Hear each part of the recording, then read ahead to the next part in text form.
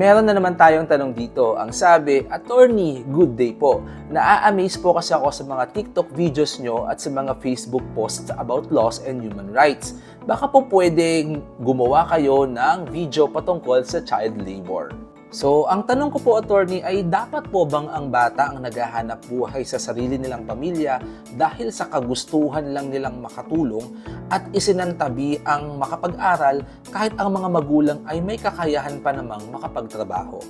Sa question na ito, naalala ko tuloy nung high school ako na kinailangan ko rin magtrabaho every weekend para magkaroon ako ng sapat na baon pang susunod na linggo.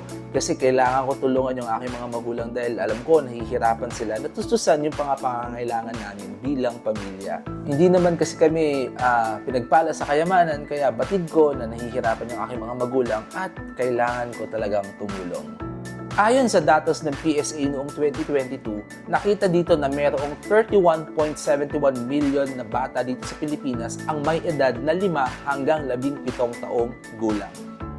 Sa 31.71 million na mga batang yan, 1.48 million dito ang nagtatrabaho.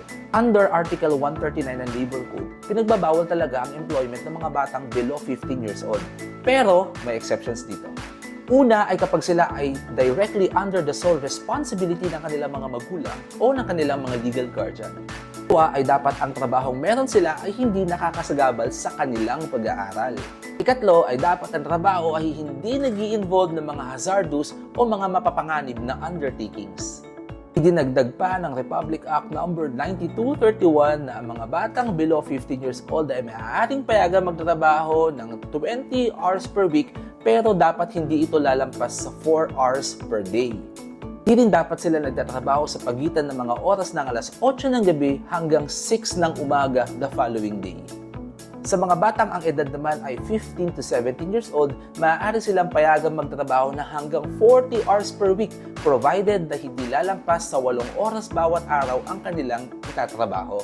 Hindi sila dapat nagtatrabaho sa pagitan ng mga oras ng alas 10 ng gabi hanggang alas 6 ng umaga kinabukasan. Ang sino mang employer na lalabag dito ay maaaring makulong ng 6 months and 1 day hanggang 6 na taon o magbayad ng multa na hindi bababa sa 50,000 pesos at hindi naman lalampas sa 300,000 pesos or makulong at magmulta alinsunod sa diskresyon ng korte. And take note na maaari ring maparusahan ng mga magulang na lalabag dito. Sila ay maaaring makulong, magbayad ng multa, o makulong at magbayad ng multa alinsunod sa diskresyon ng korte. O siya, ito si Atty. Ian na nagsasabi sa inyong alamin natin ang batas at mamuhay tayo sa mundo ng hindi marahas. Hanggang sa muli,